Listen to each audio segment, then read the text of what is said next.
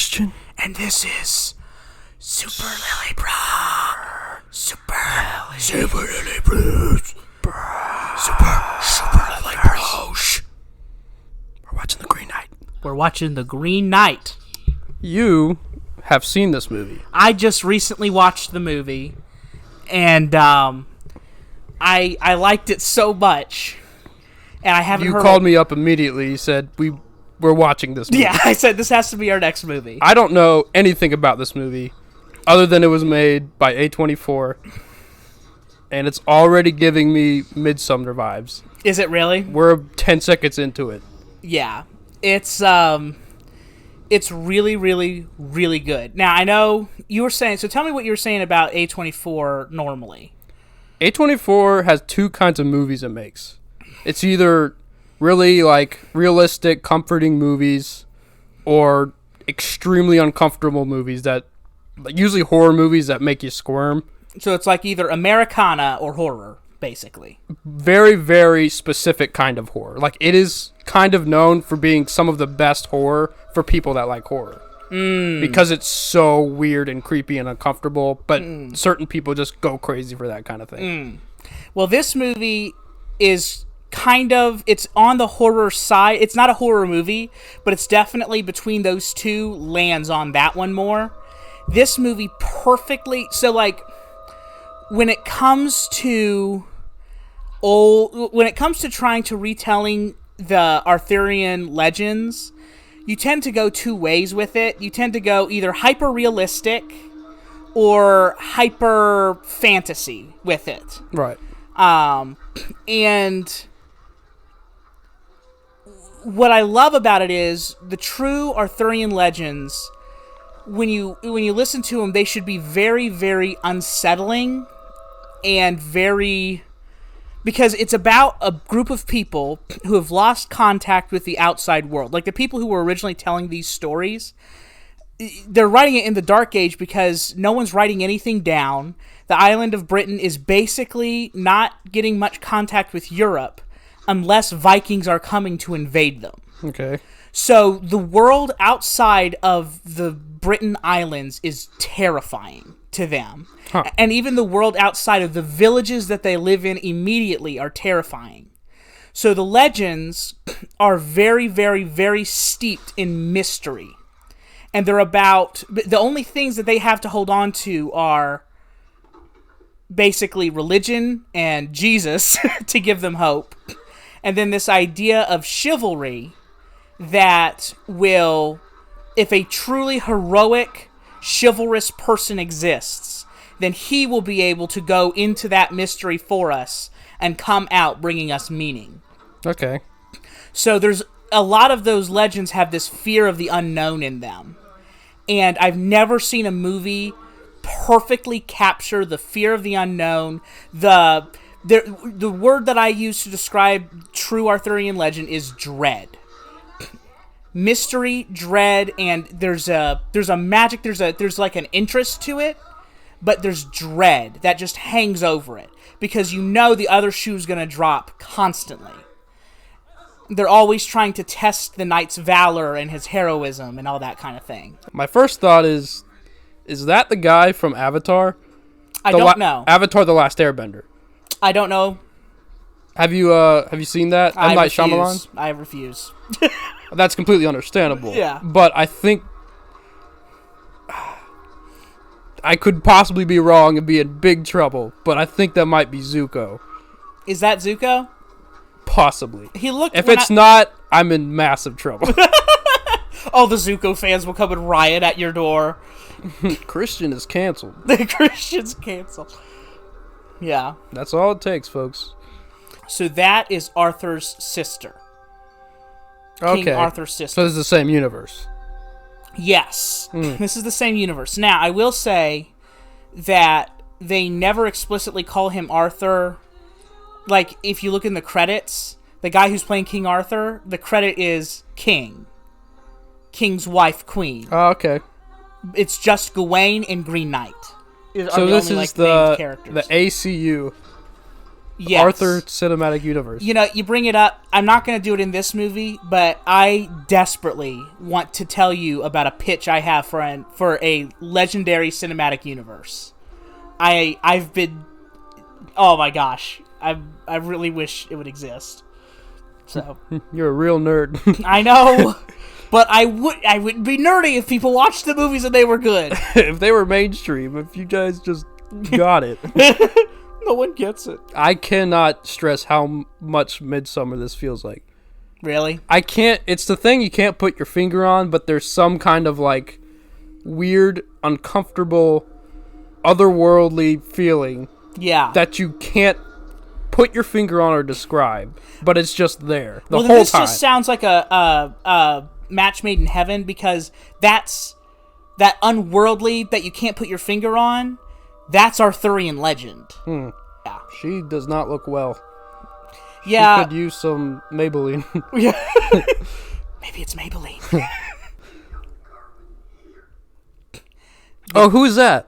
King Arthur. No. Wait, actually? Yeah, that's King Arthur. Oh, well, who's playing him? I don't know. I know who that is. God, I knew this was going to happen. I was going to see someone that's going to bother me. I mean, you can always... I'm not going to look it up because I feel defeated if I look it up.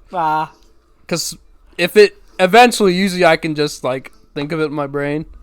There's 3 types of people who watch movies. There's the people who recognize the people on screen, but can't remember their names. There's the people who recognize the people on screen, but can't remember their names, and so they look it up. And then there's the people who don't care who it is and gets angry at the first 2 people. Yep. I take it as a challenge. That is, did you see the Mission Impossible movies? Yeah. That is the villain of the 2 most recent Mission Impossible movies. Oh, wow. He's the guy, I don't know if you remember what I'm talking about. Yeah, kind of. But he's the guy that's basically the only villain good enough to carry over into another movie. Yep. He was like really, really good. He's really good in this movie, except for that he literally whispers every line he says. Well, apparently that's everybody. Yeah, well, it's really him, though. He's really, really bad about it. I don't know if you saw it. I love these title cards so much. I'm actually kind of digging it, too. Yeah, it's very artistic how they do it, and you'll notice how they cut is very interesting, too. It seems very dedicated to the concept and the brand they're going for. Yeah. Canonically, in the original Legends, Gawain eventually takes over after Arthur dies. Okay. Yeah. So what's so significant about this story? Is this like a pretty popular story, too? Yeah, I mean, there's a lot of stories in Arthurian legend. Basically, this is Arthurian legends work with, here's the origin story of each knight, and then here's a quest that the knights go on. The knights go on this quest, and they encounter, normally, 3 weird things while they're on the quest. Yeah. Every single one of them is made to test their honor and their valor. And if they pull through, they're good. And if they don't pull through, they're bad. Right? Some fail, some succeed. Normally, the last test, and I don't know why this happens to almost every single Knight of the Round Table and King Arthur himself. One of the tests is, hey, are you going to sleep with this dude's wife? It's just a weird thing that keeps on happening. And, but anyway, it happens. Can't relate.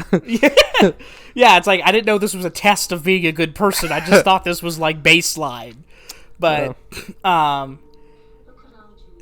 then then they come and they join the table, and then they do at the very end of the legend, they go and at least in the Morte Arthur, they go and they search for the Holy Grail in order to restore the kingdom to glory. What's interesting about Gawain is he's the youngest knight. He comes on after all the other knights have done a quest. All the other knights are already great. King Arthur is already great. Everything is already a legend when he comes onto the scene. And he's basically like the last legend. Okay. So it would be hard for me to take orders from someone wearing tire rims on their head. We are the great tire rim kingdom. The kingdom of Sheila. Everybody in the crowd just like Stop it. Stop laughing. Stop it, I said stop. I'm in charge. Okay, this reminds me of Pirates 3, I think. Yeah, it's got some pirates. Yeah, they like put all the thing in their what is it called? The 9 piece of 8. The 9 pieces of 8. Yeah.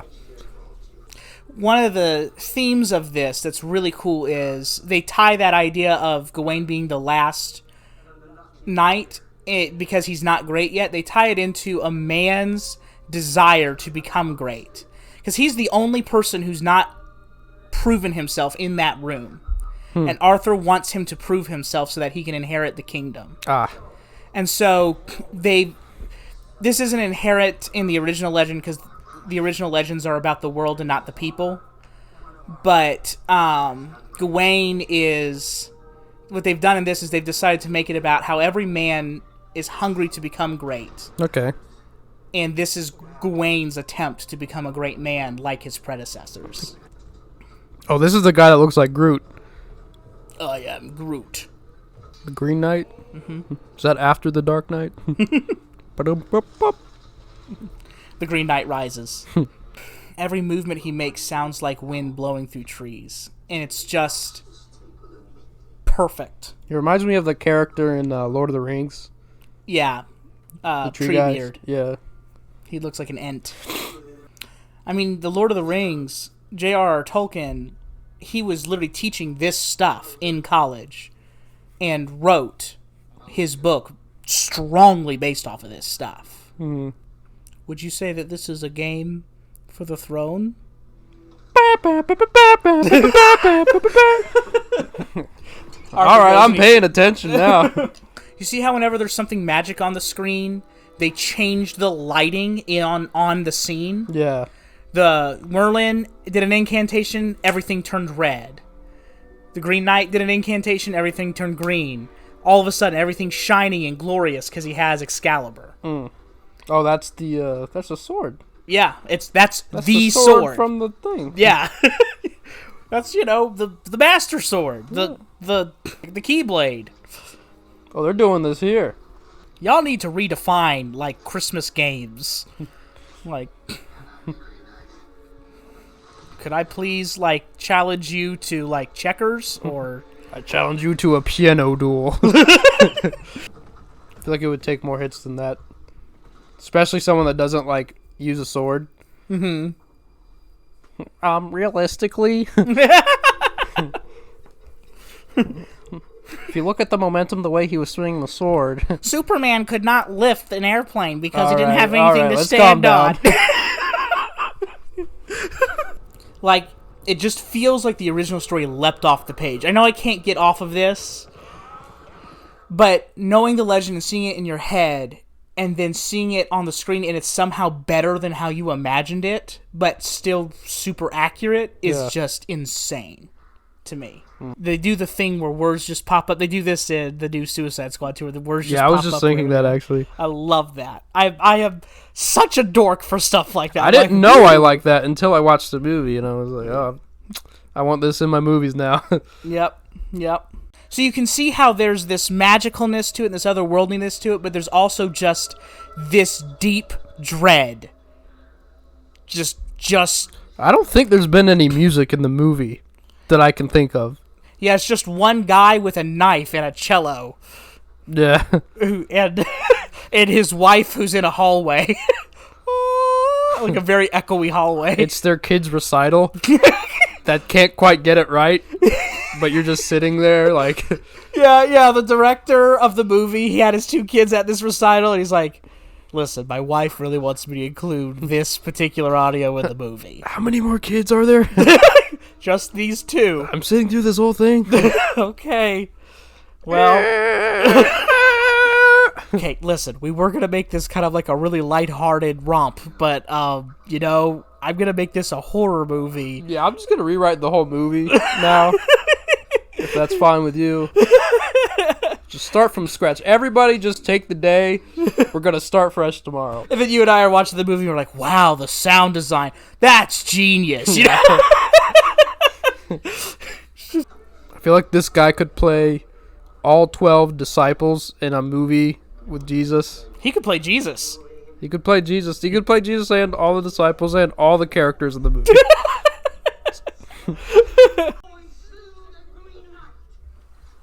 Wait, did they just say the Green Knight? Yeah. The Green Knight! God, I almost missed it there. You know, that is the name of the movie. Oh, yeah! Green Knight! That was a close one. I almost missed it. I wasn't looking for it. Wow. Good thing I was here. Yeah, good thing. I'm sure that everyone who's listening to this on YouTube right now is really happy that we were talking at a normal volume and even started by whispering, and that we began to just shout into the mics.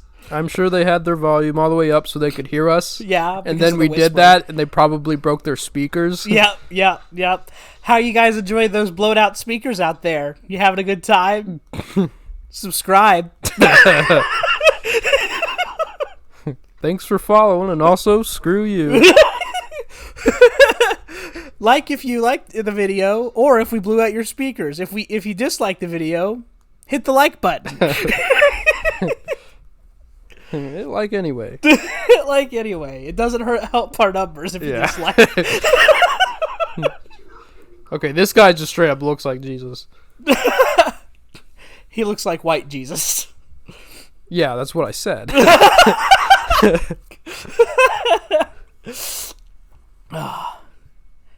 Yeah, this looks like someone decided to write a story about the two different versions of Jesus, the American Jesus and actual Jesus. Yeah. One's all pretty and sitting up on a throne, the other one's like dirty. I recently realized pretty much anybody can play Jesus if they like are dressed up like that. Yep, that's true. Anybody. Yep. And they have a beard. Well, you can make a fake beard. Oh, I see what you mean. If you put the right costume on someone. Yes. Anybody can look exactly like our picture of Jesus. Yeah. Why don't they just use sign language? Nobody can hear you, anyone else anyway. Now we're really getting into some Jesus vibes here. This is if someone starts washing someone's feet, I'm gonna leave. I just love it because in our culture today, I feel like there is this feeling of if you want to take care of someone, you ought to make their life as easy as possible. Mm-hmm. And that's so different from the perspective of this era, which is someone ought to have to go through hell and come back from hell. But going through that will forge them into a better person. Yeah. And so if you love someone, you want them to become great, you ought to provide them with the opportunity of going through hell. Yeah. I'm not saying either one of those perspectives is inherently right, but I think there's a middle ground between the two that it's just really interesting. Right. Is this a puppet show? Is that just gonna play out the movie? This is actually I didn't mention this to you. I know you haven't seen it yet. This is actually the newest Muppets movie. Oh, really? Yeah. They did Treasure Island, Wizard of Oz, Christmas Carol, and now they're doing this, doing the Green Knight. So fantastic they effects. decided to do it, go a little darker than normal, but I don't know. I think they're pulling it off. I like it. I like this direction. At the end, I know you said no spoilers, but I just have to tell you, at the end where the Green Knight pulls off his head and Kermit comes out and he says, "Oh, it's not easy being the Green Knight." It's just for the kids, It's perfect. It's like a match made in heaven. Right. Finally, a Green Knight movie for the whole family. A Green Knight movie for the whole family. I've been asking for it for years. Yeah, that brings it up. This movie is not for the whole family. Yeah. Please don't watch this. In fact, this let's movie make the with point your that kids. it is the exact opposite of that. Yeah. It's It's for people who don't have a family. It's for people who don't have a family.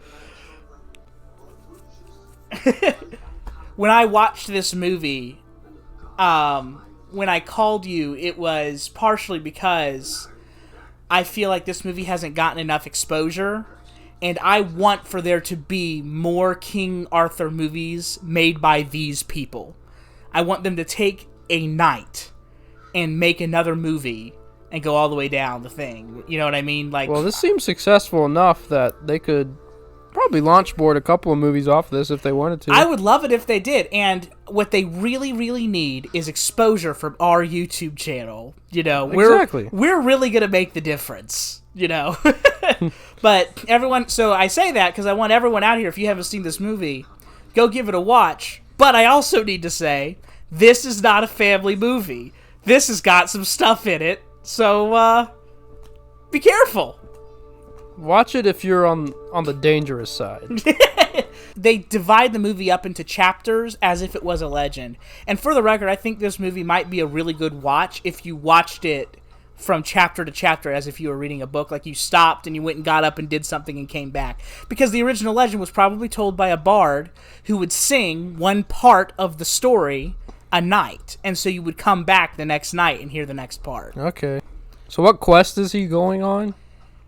This quest is called the Quest of the Green Knight by Sir Gawain. And his quest is he has to bring the axe back to the Green Knight in order for the Green Knight to deal the blow back to him that he dealt the Green Knight. Why would he do that? He's bound by honor. Okay. So is he going knowing he's going to die? He's going hoping that he won't die. How would he not die? I will not tell you that, but as of right now, I'm expecting him to die. Okay. I'm asking you, like, in this point in the movie, someone that doesn't know the story, am I expecting him to die? So, someone who doesn't know the movie, you have tension right now. Because, well, I know that much. Because he has the sash that says he will not be harmed while he wears the sash. Okay. He also can't come back because he promised. And you got to understand, he gave his word to do this. And in this era, there's an idea in this era of chivalry, which means you must do what you have put your word to do. Yeah. Like there's a whole chivalrous code. And most of the stories in this time, the heroes are embodying what the code looks like. So for us, it's like, you know you're going to go out and die for no reason? Well, that's stupid.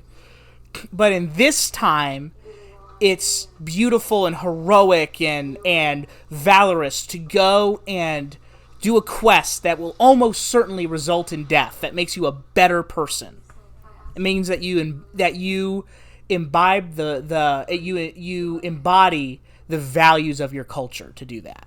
Don't want to look like a goober in front of your lady friend. You don't want to look like a goober in front of your lady friend. And if that doesn't embody the code of chivalry, I don't know what does. They need to have that at the end of the movie.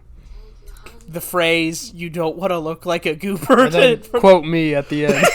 Christian Lilly. And very, very professional. Yeah, after this movie launches, and once we put our commentary up and everyone's buying it, and it just all of a sudden becomes with the top 10, it beats out Avengers Endgame and everything, and it's because of our YouTube channel. They'll quote us on the back of the DVD. Of course. You don't want to look like a goober in front of your lady friend, Christian. Say it with me, everyone.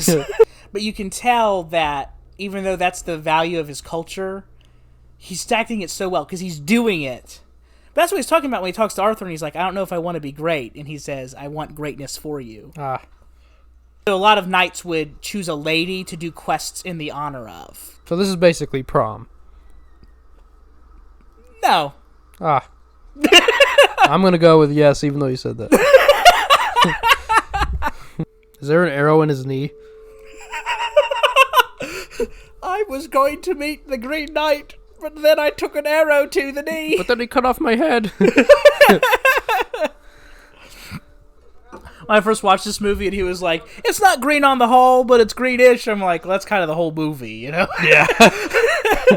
There's just this tint, like this Instagram filter. Yeah. We're over here talking about how good the colors are. And and what happened was that same daughter who was singing the in the background also just put it like an Instagram filter over the movie. Yeah, it turns out like it was all a mistake.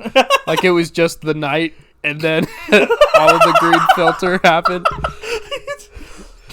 Yeah, this guy's just covering all of these mistakes. This is supposed to be a remake of The Knight's Tale, and it got ruined, and so they're like, "Oh, it's the Green Knight." There's a lot of really weird. I don't know who you are, therefore I'm gonna touch your face a lot in this movie. Yeah, I think they like doing that. It's weird at first, but you watch enough of these movies, it's normal. Maybe it's just because of who I don't like being touched by people. Like, if someone came up to me and just started touching my face, I'd be like, dude, knock it off. Everybody talks as if they're blind, and they're, like, trying to, like, see what someone looks like. Just took it. That sash seems overpowered. You just put it on, and you're, like, you can't die? Everything is like that, though. Every story is, here's this item. But whatever you do, don't do X, and the item will work. Here's the story. And, through unforeseen circumstances, X happens, and overpowered item is nerfed. Is it just don't get it stolen by a snobby little kid? Well, I mean, just keep it on. She said, keep it on. They took it off. That's not his fault. I mean, no, but it happened. In video games, we talk about, quote, video game plots, you know? Yeah. Oh, I'm going around and I'm doing something, and then if I help this stranger, then they'll give me something in return. And if I do this quest, then I'll get this item that'll be overpowered to help me to accomplish my goals, my larger goals in the game. Okay. Okay, we get that from tabletop games, like Dungeons and Dragons. Video games got it from tabletop games like that. Right. But those games got that story system from old legends. So we're playing video games, and that's the transaction. People talk about, well, video game stories aren't as good. Video game stories are probably the closest thing to old stories that we still experience on a regular basis. It all circles back. Have you seen Over the Garden Wall? No. This reminds me a lot of that, sort of. What is it?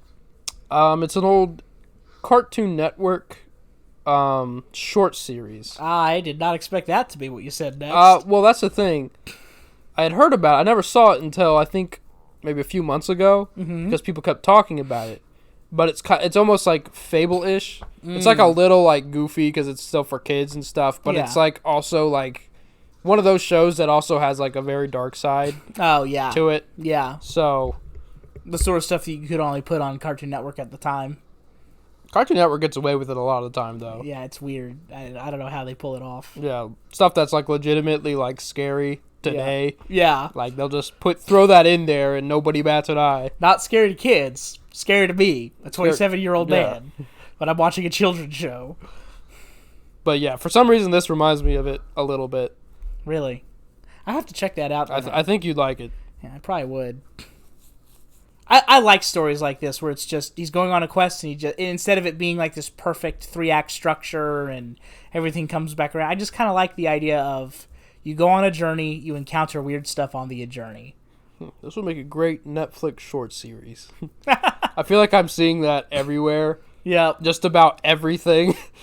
This soda bottle would make a great Netflix short series. Yeah. Well, I mean, like, movies.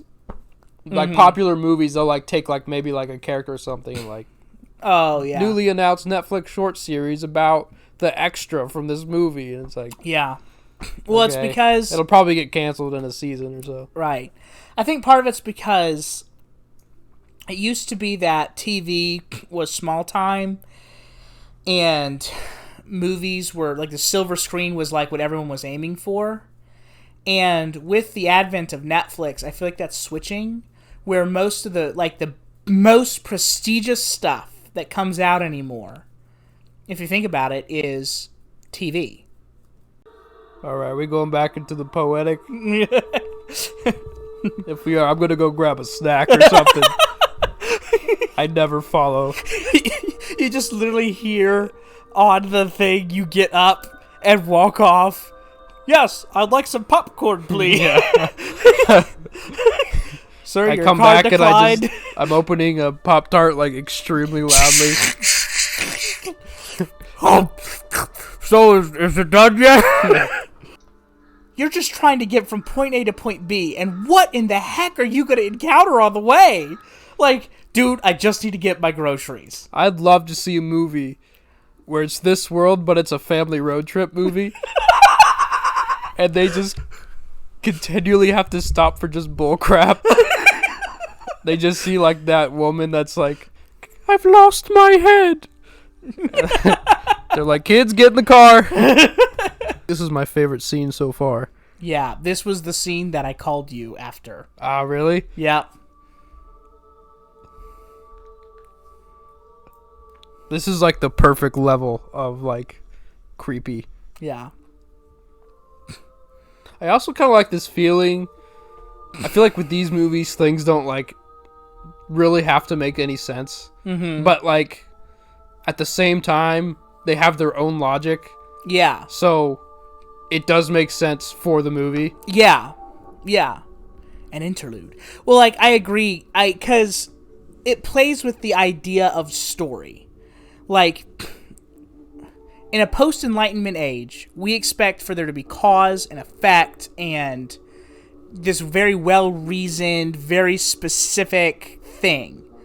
But for the great majority of human history, that is not how people told stories or experienced life. Yeah. They were much more comfortable with this gray, mysterious weirdness to everything. It's kind of going more back to like the root, because this kind of stuff inspired like kind of our stories today. Yeah. Well, Joseph Campbell, Hero of 1,000 Faces. This is a hero of 1,000 faces. Remind me what that is again? So Is it that basically like pretty much like every hero is like one like yeah, basically he talks about the cultural monomyth that every story can be broken down into this cycle where a man or a person encounters a situation that makes them leave their safe place and go out onto an adventure, and he's got down into 10 steps. And how our stories have been basically just building on that for centuries. So, like, Simba in Lion King and Luke Skywalker in Star Wars. somehow I knew you were going to say both of those. I think that's because those are the examples he uses in the book. I could be wrong about that, but at least when it was taught to me, those are the examples. Yeah. That it was taught to me again, and these examples were used again, so... I mean, those are like the pinnacle for like examples of like story, Yeah. especially like in just like America. Yeah. And I think this toys with that a little bit. Because it's like, oh, so he's going to grow and change. Because you know a movie. He goes through this situation and he changes as a person. Right? Mm-hmm. And as you're watching, you're like, right? But it's always got you on edge. I don't know. Well, I always think about that because you watch movies and you're just like, well, movies have to follow rules, right? Yeah. Like they have to like follow some kind of format. Yeah. And then another part of me is like, do they though? Yeah. Like what rule book is there Yeah. that they have to like have like a character like go through this and then they have to like fight someone and then like technically the rule book is named Joseph Campbell's Hero of 1,000 Faces. is it that like popular? Yeah, it's what you study in order to Okay. write stories. But you're right. You're like, do you have to? And this movie experiments with it well. But there's a lot of examples of that people trying to do that or not trying to do that and just kind of missing the ball, like the original Suicide Squad, where they Yeah. forgot to do that kind of stuff. Well, that's As you wish. Oh yeah, I'm not wanting to get it. It's just because the editing was so poor in that movie, they meant to do the story and they just accidentally didn't. And so the story is incoherent.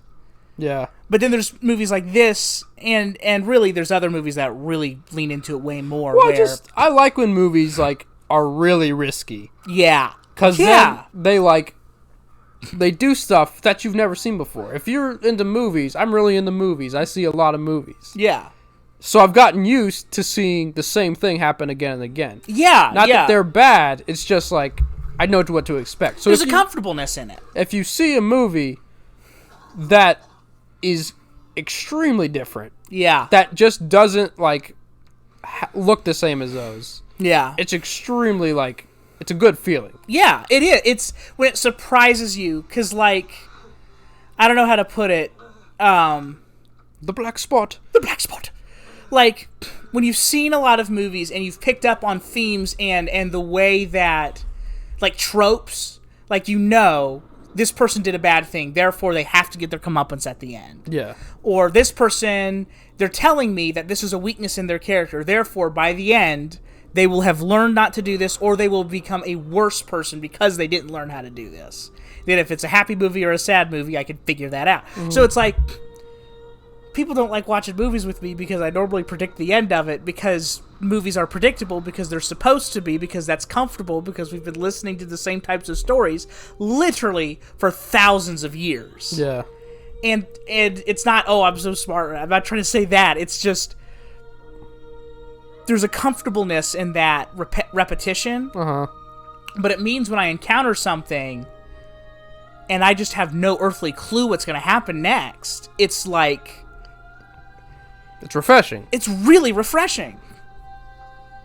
Not that I don't like the other stuff. I just like this too. Yeah. It's just good to have a movie like this every now and again. Yeah.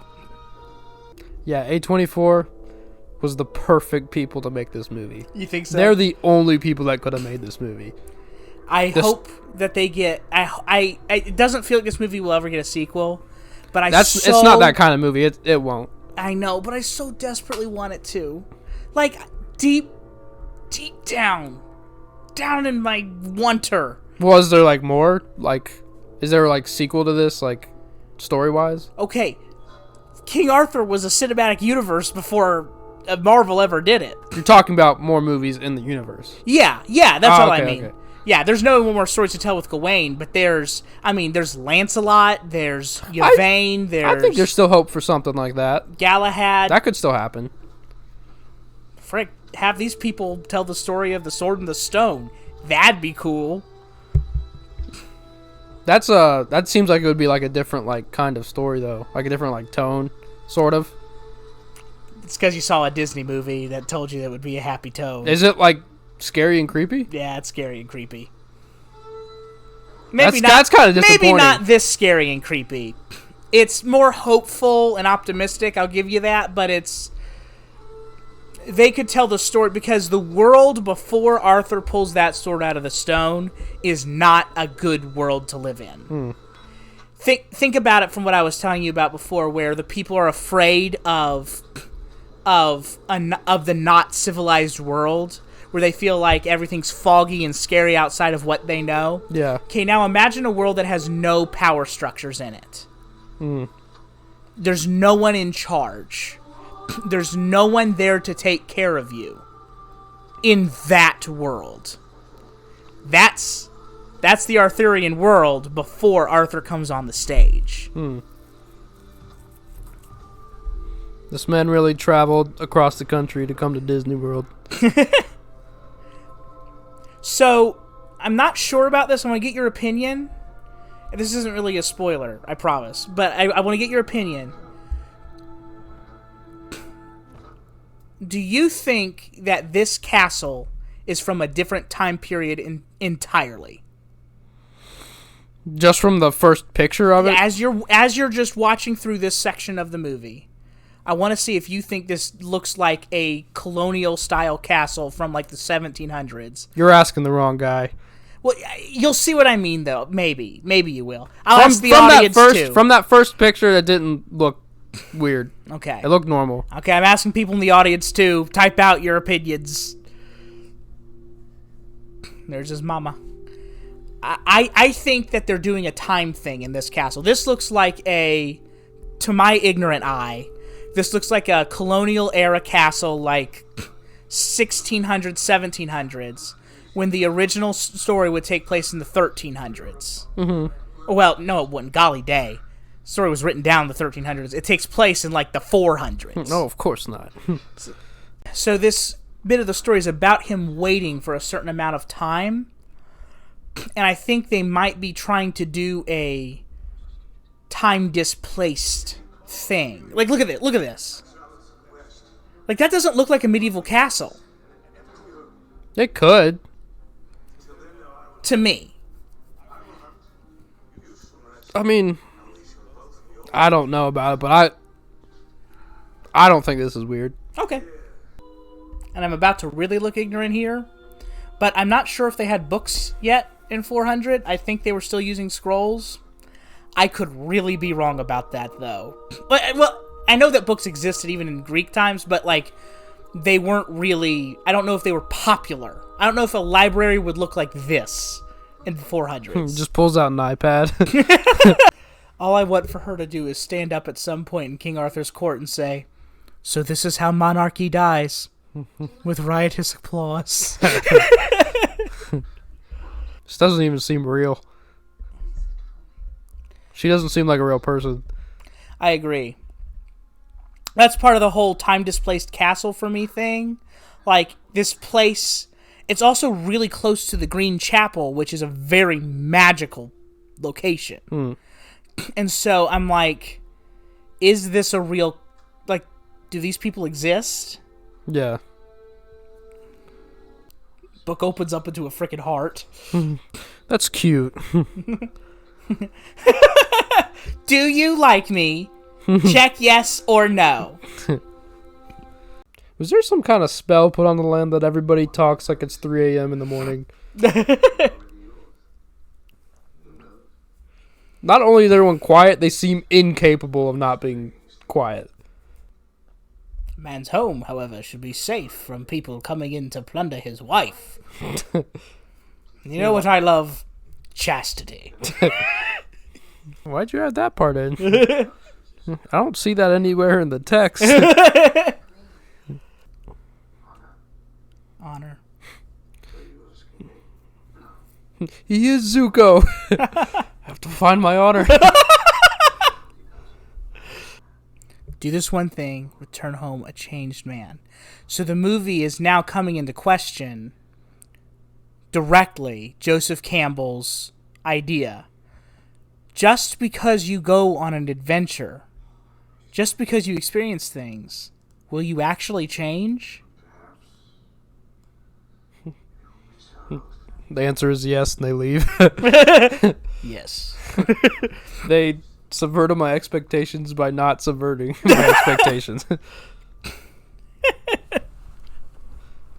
Then 10s out of 10s everywhere. Beautiful. Masterpiece. Oh, I don't like that. I'm, do you want a Snickers? Are you aware that I'm here? Yeah. Oh, sorry, I thought this was my room. I have some old M&Ms. I was here to fight Kingpin, but...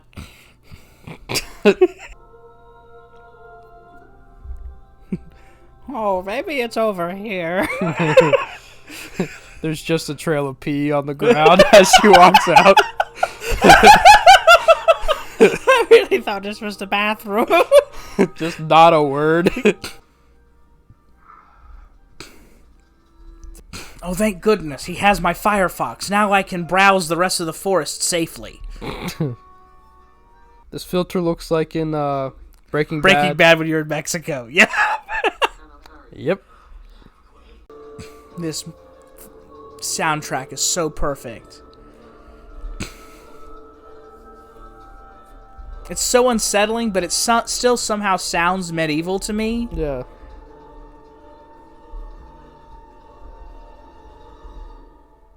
I remember when I was a kid going in and adventuring through, because our little plot of land was out, like, next to a forest and fields and stuff. I remember going out and adventuring in the forest, and this is the sort of stuff that I would be envisioning in my brain. Yeah, I remember doing kind of stuff like that. Like finding places you never, like, been before. Yeah.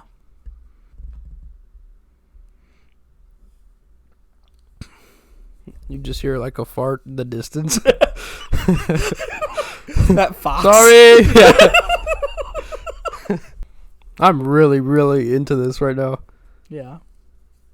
Scrolls back over. He's playing on the iPad that he got from Padme earlier. Adam. Is anything happening? No, he's literally just. I can't tell if anything's happening. Nothing's happening. He's just staring at him. This is crazy. This is amazing. How in the world, with no music, and what is essentially a statue, do they get your eyes just glued to this?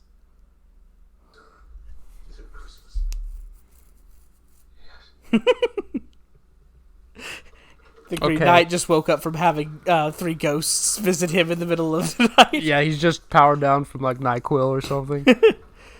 I can't help but think people saying wait in movies, somehow it works every time. That would not work in like real life. Oh yeah, every time. Wait. Okay, yeah. I'll just wait then. He missed a really good line just now. He said, "Is this really all there is?" And then the Green Knight says, "What more should there be?" I don't know. I just love it. I want a poster with that shot. Yeah, that's a really good shot. Okay, come on, movie, quit playing with me. Although it seems like they almost like he was about to do it, and he's like, I'm just kidding. I got you there. It's like they're playing red light, green light. Yeah, they were playing red light, green night. He went on his adventure. He went on his quest. And he never changed. So the tree guy doesn't have like any kind of like connection to try and finish it or anything? I'm not going to tell you the end of the movie. I'm just saying. Oh, it's still... Okay, I thought it was like basically over. I mean, it is basically over, but there's more to tell. But he went on the quest, and he never changed as a person. Mm-hmm. And I think that's interesting because when this story was originally written, the stories that people would tell were about the world that they lived in. Yeah. They were story or plot motivated, not character motivated. Does that make sense? Yeah. So, did characters change sometimes? Sure, but not really until the time of Shakespeare did people start really having like story arcs. It was more literally about this person went through this thing, you know? A lot of stories were like meant to like teach lessons and stuff like that. Yeah. I mean, these were literally about characters who just embodied the values of their culture. I mean, so he keeps his sash on the whole time, but the point is, these characters were like the Captain America or the Superman of their time, where they're embodying the values of their culture in the same way that Superman or Captain America would embody the values of this culture. Yeah. Also, you can tell that he hasn't changed because he's still cowardly, because he still is keeping that sash on 24/7 now that he's come back. Mm-hmm. The writers, in my opinion, my interpretation of this is they decided to meld this idea of, is the monomyth really real? Like, do characters have to go on arcs to tell stories, with this idea of, in older stories, when characters generally didn't go on arcs. Yeah. At least not in the same way. I just think that's, like, that is fascinating to me. I'm really intrigued to see where... Okay, so he thinks that he did his mission. Yes. So he knighted him just now. Yep. Okay, and then that happened. So now, he's the next king of England. And he hasn't accomplished what he said. So this lie is just built up. Okay. But once again, he never became a great man. Yeah. Well, this is just one of those stories that reflects... It's more based in real life than it is, like, story world type stuff happening. I don't understand what you just mean. Like, it's just one of those movies that just reflects real life more than it tries to, like, do movie plot things. Oh, yeah, I see what you mean.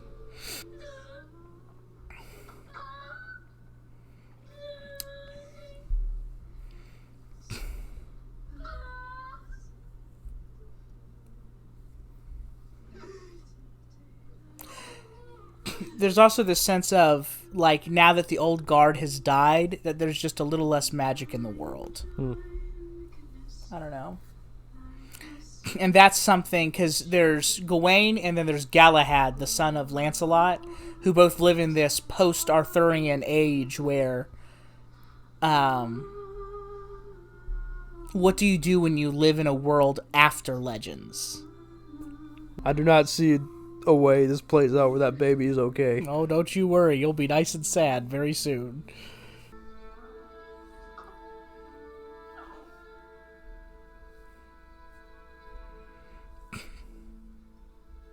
Oh, he's so cute, is he? Yeah. Like Merlin's is just like a real big baby person. I just want to eat you. I could eat you up. Yes, I could. Accidentally has like lightning come out of his fingers. Oh my god, I am so sorry. Don't worry, I can heal the baby. Nothing bad was going to happen until he just accidentally screwed up. Yeah. My metaphor house is cracking. Dang it, Merlin, I told you to build me a normal house, not a metaphor house.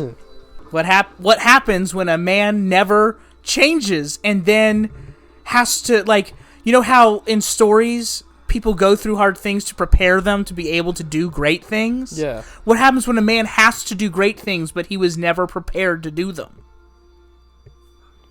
Your son dies.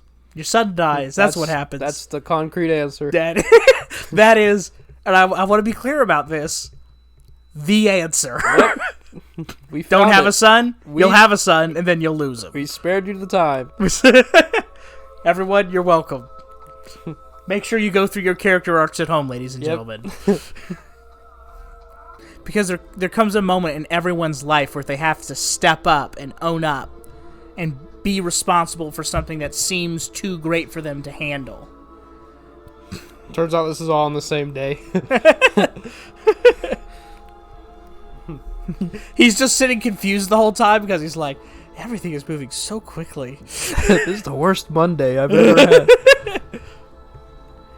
Left completely alone in his own throne room. All of his soldiers are gone. All his family's gone. He looked like he just pulled that out of his belly. Yeah. Out of his stomach.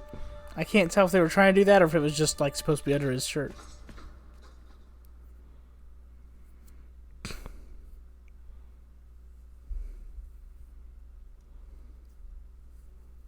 I've been got. I just got. I got. Nope. No, sir. What could it possibly be now? No, I can't do that. I just waited through the whole sequence. Did they just do the most risky story thing just to come back to it was all a dream? Now I'm ready.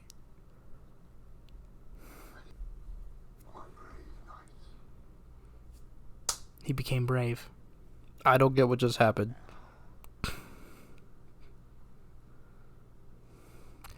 He wasn't ready to die.